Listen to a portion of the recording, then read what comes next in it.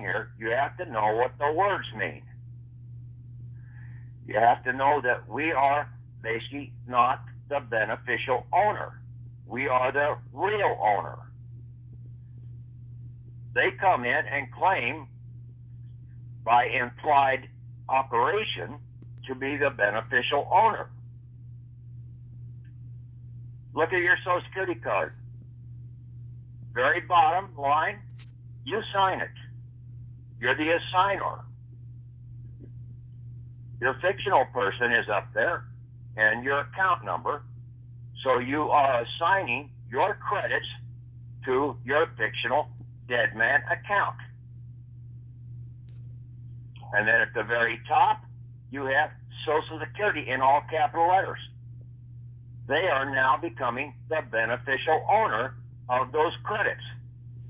They can't touch the credits, but they can write bonds and liens against them and use them for profit and for hire. They are the ones that are getting the true benefits from those credits. They're the ones that owe the taxes, the income taxes, because they're using the Federal Reserve banking system, and that is a tariff tax. Income tax is a tariff tax on the usage of that foreign monetary system. Pretty simple. And then I put up there a document, had Tom posted up there about the ecclesiastical courts. Also had a memorandum of law on ecclesiastical societies by Kelly Russell, talking about George Washington, that he wasn't going to sign the Constitution unless it basically gave protections to the ecclesiastical societies. Well, an ecclesiastical society is a ecclesiastical state. Individual ecclesiastical state. And that's really what the Declaration of Independence was all about, was basically to make each ecclesiastical society or state and give it its total protections of independence. You don't have to belong to no stinking church. You belong to a stinking church and you're no better off than belonging to being a resident or an inhabitant of a chartered state government. Same scenario. You've got somebody else now controlling you and dictating what you are to believe and what you are to do. We were supposed to stand in the background and rule over them. Okay? We were supposed to be the electors in the process. We weren't supposed to be the servants. And basically that's what the 13th, 14th, and 15th Amendment are all addressing, is that they cannot make us indentured servants. But yet it put additional controls over the government, this new chartered government, in section or the 14th Amendment, chapter section C and D. And that if they caused harm, basically to the country, they were going to be punished. We can take them down because of the 14th Amendment, when you understand what the 14th Amendment says. And when you understand what the UCC says, the same scenario there. These guys have 5 banking days to make the settlement. Once we give them the proper notation on releasing the credits. This whole thing is right now operating as a monetary debt and credit system of exchange. They have to fill out, when we release the credits, they have to fill out the 1099s and appropriately to make the transfer and to make the claims to get settlement of the credits. but we have to release them. It's that simple. We don't have to do all the paperwork. You don't have to do all the paperwork in the back room at the local bank. You just put in a check or a deposit slip, and you let them take care of all the shit in the back room. Mortgage. Basically, you sign the mortgage on the right-hand side. They turn around and put your name over on the left-hand side. Therefore, that now became the assignee of the credits that you released and gave over by your signature on that mortgage. That mortgage now became a letter of credit, and basically then it also became a fraudulent assignment holding the credits in under the control of your fictional person, your spiritual person. And then basically they did not want the credits to be handed right over to them because they wanted to use those credits against you, utilizing the credits at the same time for a profit and for hire, so that they could get additional items from fleecing the people of this country and the assets of this country, and then turn around and come in and claim that they had a right over that, over your credits, and also over the property, as they're trying to claim that they are the beneficial owner when you are the real owner of that property. They try and get you to pay the taxes as saying that, well, that's a benefit to you. It was of no benefit to you for them to use a fraudulent assignment and not take the credits and set it off right then and there.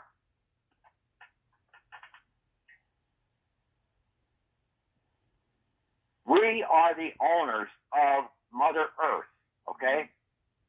The only debt that we really owe is back to Mother Earth. We are obligated to give our body back to the earth. The Ecclesiastical Court has the power to make determinations over marriage, divorces, property, and other such items. The Methodists, the Presbyterians, the Baptists, the Catholics, they all have ecclesiastical courts that you can go into and have these adjudicated if you need them. But you walk into that other court and basically you use the UCC properly, you don't need to go through any other court action. These state courts and these federal courts are all bound by the operation of that UCC. You don't need to have a UCC 1 or UCC 3 or anything like that in place. You have your valid claim over that UCC document by your baptismal certificate. Because the baptismal certificate said that we bless you and we dump water over you to cleanse you, and we are going to forgive all of your original sins. Not necessarily, are we going to forgive them all? That we're going to give you the means to have them forgiven. Jesus didn't come to basically save everybody. He came to show you how to operate in the system and get your proper redemption. Showing the bank, you're not showing the realtor, you're showing them powers to be when you send these receipts in that are stamped guarantor, your Social Security account, credits released, and then you sign it as the authorized representative, and you do a cover letter and say you want those credits back, okay? But you're going to gift them so many other credits at the same time. Now you're starting to decrease the national debt. Now they have a little more respect for you, and they will show you some honor. Right, you did, Patrick. You're right, you did. Okay? Patrick. Yes, living in the confines of the United States Copyrighted Corporation, 1871 Copyrighted Corporation, as a resident. You're not an inhabitant of the government. You are an ecclesiastical state that has an address, a foreign address, different than the state resident address that's out there. See, that's what you need to have this understanding when you go and talk to these people in the process. You haven't done enough research. I tried to explain that over the last several calls in some of that, but you didn't hear senators and the congressmen and even the president that they cannot be an inhabitant of that office and run for that office the same while they're in office. They have to sit out one term. So at that point in time, they're now outside. Now they can come in and run for that office, but now they're coming in a foreign capacity to fill that office.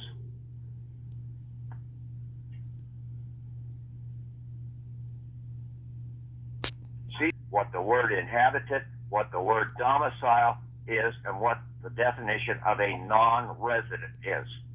And that you are a foreign state, and every individual government out here is foreign to the rest of the governments. That's what gives you your foreign powers. You have a foreign estate address right here in this country. Okay? Thank you. Now, do you think you can explain that to them next time you talk to them? Well, hopefully between now and then, yes. You don't be wishy-washy about it. You have to explain it to them just the way I explain it to you, with authority in your voice. You're the owner. They are the public servant.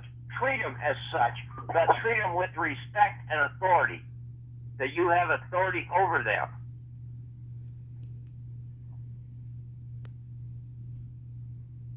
They take you as being belligerent, and then they no longer want to help you. You have to be able to know who you are and how to come about this in the process. You have to properly have yourself identified. Okay? You can't go around wearing a dress trying to be a man. Okay? You're not going to get respect as a man if you're wearing a dress.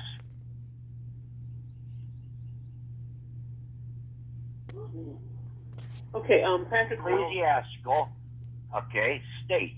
And basically we come in and we have certain ecclesiastical powers out of the Rome. And that's why a lot of Latin words, when you start looking at them, they apply to us because that is the Roman law that basically is out there, and basically the key words in the Rome are Latin.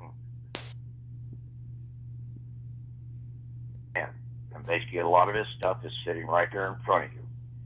Okay? Section 5, 109, okay? Talks about fraud and forgery. Fraud by beneficiary on issuer. So you've got to know that you are the issuer of the credits. And then basically the beneficiary, who is now the beneficial owner, is the one who is completing the fraud upon you by keeping your credits held in a fraudulent assignment, a spiritual world. And see, that's what we have in the ecclesiastical system. We, as an ecclesiastical society or an ecclesiastical state, we have the power to transfer from man to spiritual. They do not. They can only operate in the spiritual world or the dead man's world.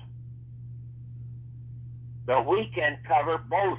We can stand in both worlds and have control over both of them when we use the UCC appropriately. And we have to become dauntless for that. You have to become to where you basically have a little more guts in standing up to these people and say, hey, if you're not going to settle this, I'm going to move this up to an ecclesiastical court. Read what it says about the ecclesiastical courts here in this country. It doesn't say that, it just says that they were not included into the Constitution. That's all it says. It doesn't say that they don't have more power than the corporate charter governments, which they do, because you are now standing in both worlds. They can only stand in one world. They're a debtor. They're a public servant in the process. Even the Supreme Court does not have authority over that UCC. The Senate and Congress don't have authority over that UCC. That UCC is controlled out of the Church of Rome, out of the Roman Empire, the Christian Roman Empire, not the Roman Catholic Empire, not the Roman Methodist, not the Roman Baptist. It's the Roman Church. And that encompasses all the different Christian denominations. But stop playing and going to all these damn fraudulent rock concerts that are out here under the guise of a religious whoop-de-doo, and basically paying off some damn minister that basically don't even know his damn job. That's the white side of the system. The white side is the evil side. The black side is basically the just side. Mm-hmm. So the Jesuits that have been being badmouthed out here by all the bankers and by all these patriot gurus out here that are infiltrator bankers in the process, trying to line their own damn pockets and everything. The Jesuits are the men in black that are going to come to our aid in the process.